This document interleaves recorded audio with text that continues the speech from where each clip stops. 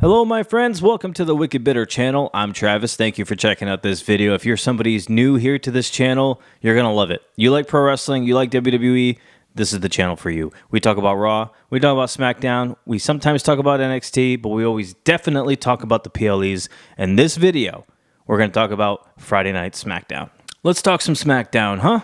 How about that? First of all, everybody, whether you're new here or you've been here before, hit like on this video straight out of the gate. We have to. It's WWE, it's SmackDown. You know I'm good for it. We're always putting out these videos. I'm always going to give you these SmackDown reviews, Raw reviews. I'm going to always put these videos out. So as long as I'm doing that and you guys are doing what you're doing, liking these videos, subscribing to the channel, commenting, even sending in emails, keep doing all of that. That drives me. That makes this channel better because without any of that, it's just me talking to myself, and that is boring. Nobody wants it. I love the engagement. I love talking to you. I love reading your emails. I love seeing that we get new subscribers to join us here in this community because we're only growing. We're only getting bigger and bigger. Even though it might be a slow climb right now, it's still going, and I'm not going to stop until this channel has all of the pro wrestling fans on it. Just period. SmackDown kicks off with Cody Rhodes coming out to cut a promo, and they make mention of it, this is the last Friday Night Smackdown on Fox after being on Fox for 5 years. After this week, they will move over to the USA Network.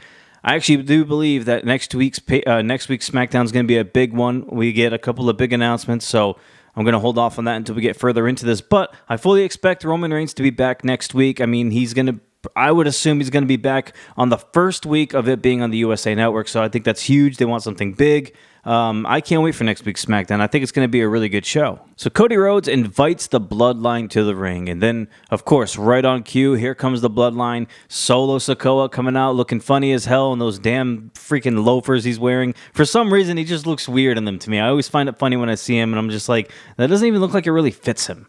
But Solo hits a promo saying that, hey, if it wasn't for Roman Reigns at SummerSlam, I would have beaten you. I would be the WWE champion. So he wants a title match. So Cody Rhodes starts rattling off some things like you stepped out of the shadow of Roman Reigns. All these things he says to Solo, and he says you definitely deserve a title shot. And then Solo's all excited for it. Yeah, you know what? I do. And Cody says, I'm not talking about you. I'm not talking to you.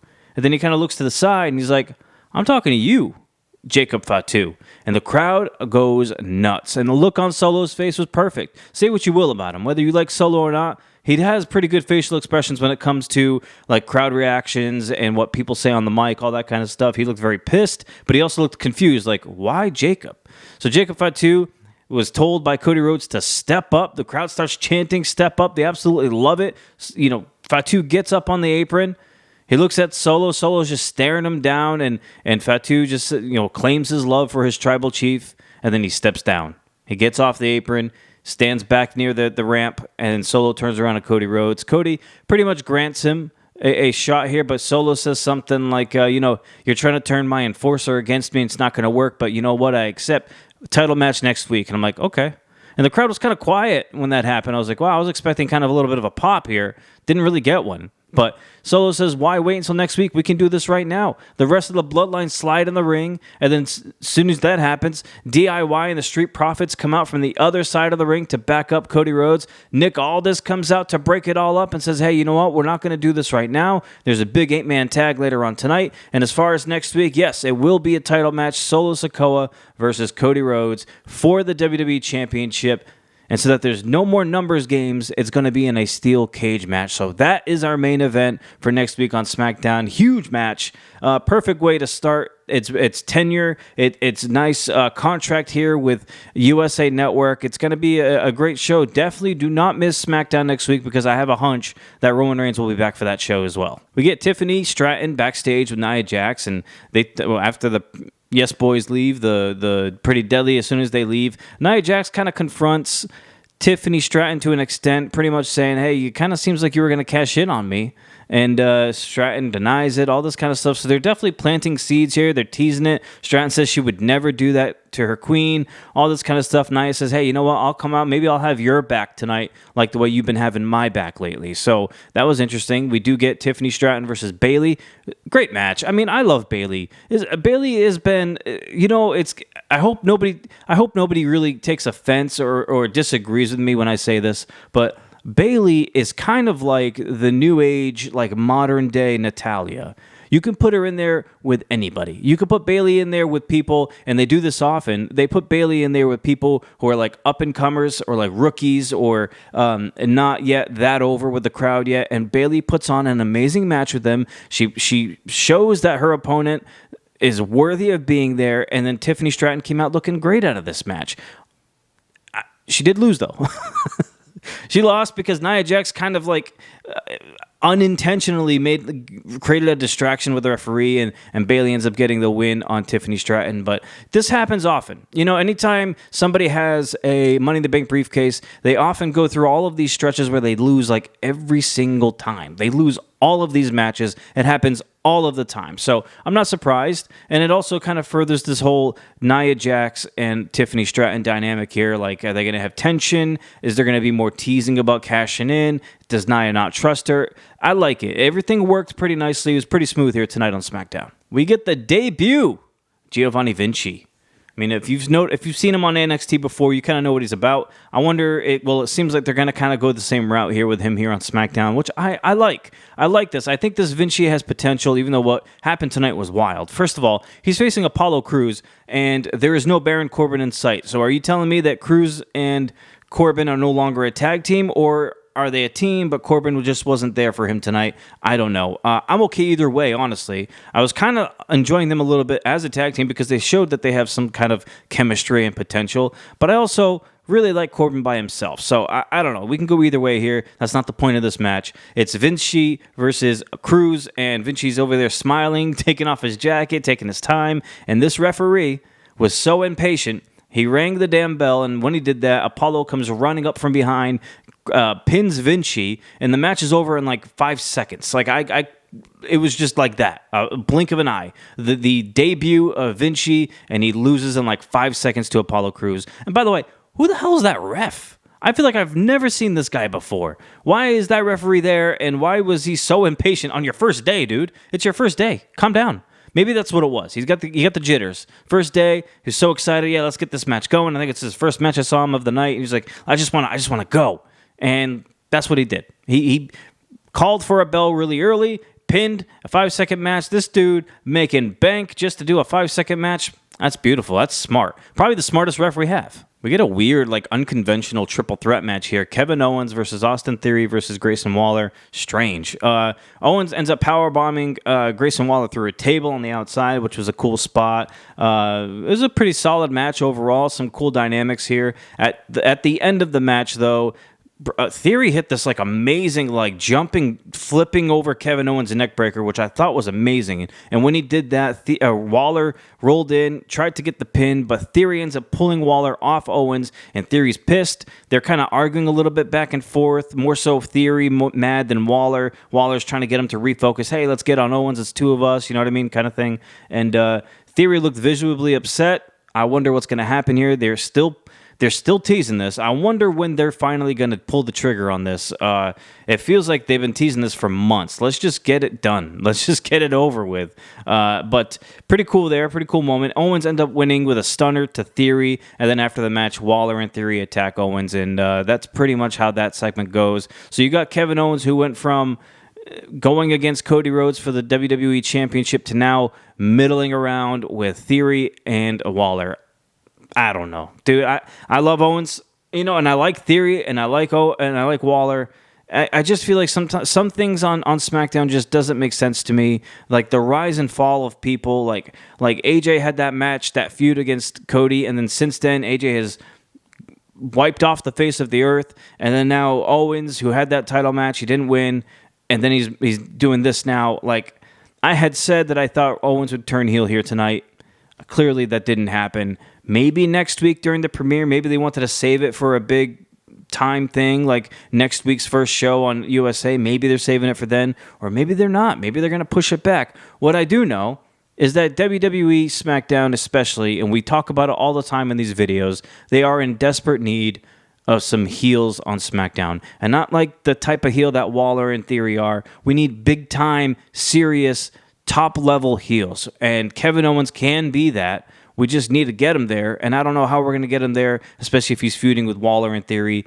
I don't know. Maybe it got pushed back. Maybe they have other plans. Who knows? We then get WWE, Michael Cole and Corey Graves talking at the table, talking into the camera, thanking Fox for 5 good years here on the network, and they end up rolling a package of the past 5 years since 2019, all different highlights of different moments on SmackDown in that span, and when you look back at it, Fox had a really good run with SmackDown. They really did. They had some key moments, big moments. Who could forget the whole bloodline thing with Roman Reigns? I mean, that whole thing was money every single week. You're talking over 2 million views every SmackDown. Like, the best show on WWE puts out there was SmackDown when Roman was the had the whole bloodline thing going with Sammy in there. I mean, that was top level. Cannot miss SmackDown. They had great moments. Bayley ended up destroying her Bayley buddies on SmackDown on Fox. I can't even believe it was that long ago and that it happened on Fox. Like that, there are a lot of big moments on SmackDown. I thought it was a pretty cool package. They flew through a bunch of things, but yeah, Fox did a great job. I don't know if that's going to be the end of their partnership forever, but at least for right now it is. Yeah, it was cool to see, especially with the cross promotions of like the NFL and stuff like that. You know, it's nice to see the exposure, but SmackDown's going to USA, and I'm sure USA has been a big staple for WWE shows for a very long time, so I think they're going to handle it very well, and I think both sides are going to benefit from it. We get a US champ, LA Knight, promo. He comes out, talks a little bit about him being champion, and then quickly Carmelo Hayes interrupts it. By the way, I still am waiting for the hit it and quit it shirt. I really want it. I need it. WWE, please make this shirt. I will buy it like today if you made it today. I don't care what time it is. I would buy it tonight. Just put it out there. I need a hit it and quit it. Shirt. Just give me one. Well, Carmelo Hayes comes out and interrupts LA Knight, talks about how he deserves a U.S. championship match because he's won the last 2 against Andrade. And then, as you would expect, Andrade comes out and he says, hey, Carmelo, I've beaten you 2 times. So these two going back and forth. LA Knight says, I don't got time for this. If you guys want to decide who faces one another, that's fine. And then what ends up happening is Andrade gets in LA Knight's face, ends up putting his finger in his chest. LA Knight doesn't like that. He pushes him. Carmelo swings him around. Carmelo gets pushed into LA Knight. Just a big mess of it. Ends up a little mini brawl here. LA Knight hits a BFT to Andrade, and then he ends up hitting one to Carmelo, and LA Knight leaves with his hands held high, head held high. Cool segment. I don't know if we get Andrade versus Carmelo in like a singles match to determine who faces LA Knight. I kind of want to see a triple threat between the 3. I think that'd be a pretty cool match. Let's go with that because there's too many one-on-ones going on in WWE. Give me a triple threat, a good triple threat between Carmelo Hayes, Andrade, and LA Knight for the U.S. Championship. I think that'd be pretty nice. LA Knight's got 2 successful title defenses. Let's make it 3. We got Chelsea Green. She goes one-on-one with Michin. She ends up beating Michin. Nothing crazy here. Nothing. It wasn't a very long match or anything like that. Piper Niven ends up attacking Michin on the outside while the referee was distracted. And guess what referee it was? The same one from the freaking Apollo match. Who is this guy? I think I heard them say Chip Danning.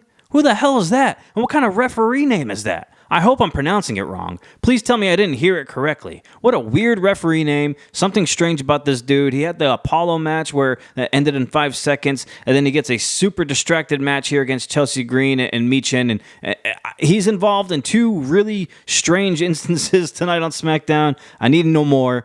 Who is this guy? Main event time. The last main event on Friday Night SmackDown while being on Fox. Who would have thought? Crazy. And who would have thought it would have been an 8-man tag between DIY teaming up with Street Profits versus the Bloodline? What a strange main event match for the last match on SmackDown. Like, if that's a trivia question later on, that's going to be a hard one to dig out of the freaking bag and remember who the hell it was. And it's not even like it's the real Bloodline. It's the Solos Bloodline, which I guess is a real one, but it's not the OG one. But I digress. So the match was great. Of course, it's going to be great. You put these kind of guys in this match and I don't want to say magic happens, but close to it. I mean, it was a good match, really good match, nice, solid main event match. And can I just mention the reactions that Jacob Fatu gets? I know we glaze Braun Breaker on this channel. I know. But man, I am very close to adding Jacob Fatu to this list. This dude, Carmelo likes to say when Carmelo swings or whatever, he doesn't miss. Dude, Jacob Fatu does not miss. He has not missed since being here. He is one of the highlights of SmackDown literally every single week. Some things Fatu does, even when he was walking around in a boot, he was still doing moments that were noteworthy on SmackDown. He is top level. This guy is amazing. The crowd went nuts when Cody hinted at him, having a title match. Jacob Fatu, I don't know what the long-term plan is for him, but I hope it's a good one because he deserves it. I can already say he deserves it, knowing what he did in the Indies to now, the way he's looked on SmackDown already, like capturing the attention and the reaction he's getting from the crowd already this early in his WWE career. This guy, you strap a rocket to him, send him to the freaking moon. He's going to be amazing. But he looked good. He wiped out like the whole other team at one point. At the very end, he super kicked, threw people up for the Samoan drop. This dude just unleashed on everybody. And then Solo at the end just stuck his arm out, wanted the tag. Fatu, after cleaning house, tags in Solo. Solo gets in there. Samoan spike to Ford twice, pins him, gets the win, and that's the way SmackDown ends. The Bloodline stand in the middle of the ring, have the fingers up to the sky. Hey, that's what we get. I'm saying next week during this cage match, see how Roman Reigns cost him that match at SummerSlam. I wonder if Roman Reigns does the same thing again next week. I wonder if the Bloodline come out during that cage match and they try to climb the sides or try to get involved somehow, and then Roman's song hits and he wipes out the Bloodline from the outside, and then Cody gets Solo from behind, hits him with the crossroads and wins that way, and then you get Roman staring down Cody a little bit. I think that's what's going to happen, man. I'm just going to put my stamp on that right now. A little early prediction. I'm going to go with that one. I don't know if it's going to happen or not, but that seems like something that would happen. We need something big to happen on SmackDown on its first night on USA, and what bigger thing to do than that? So I think that's going to happen. A Kevin Owens turn would be sweet. I don't know if it's me just asking for too much, but I think they want to do something big on their first episode on USA. So these two things happening would be amazing. It'd get a lot of people talking. People would want to tune in the following week and then the following and all that kind of stuff. So, hey, I'm with it. I appreciate everybody. That's all for SmackDown. Hey, if you want to send in an email, do not wait for me to prompt you. Don't wait for me to be like, hey, I'm going to do an email video. No, as Ellie Knight says. Send them in. Just send them in. wickedbittermedia@gmail.com. Send in your email. If I didn't answer it the last video and it's still there and it's a relevant email, like it applies and it makes sense for what's going on still, not like a question that's like, hey, do you think Jade and Bianca win the tag team titles? They already did. So I probably wouldn't read that one. But if it's still an email that's relevant and I could still answer it in the next video, I'm going to read it and we're going to talk about it. So send them in, wickedbittermedia@gmail.com. Send in those emails. Ask me or tell me anything you want to say in those emails. I'll read them in the next video and we'll post them, okay? Have a great weekend, everybody. I'm going to try to enjoy it. I got my football stuff going on Sunday. Cannot wait for it. Have a good weekend. Stay safe. And until we meet again, I messed that up. Until we yeet again. I'm sorry, fam. Until we yeet again, as always, stay bitter.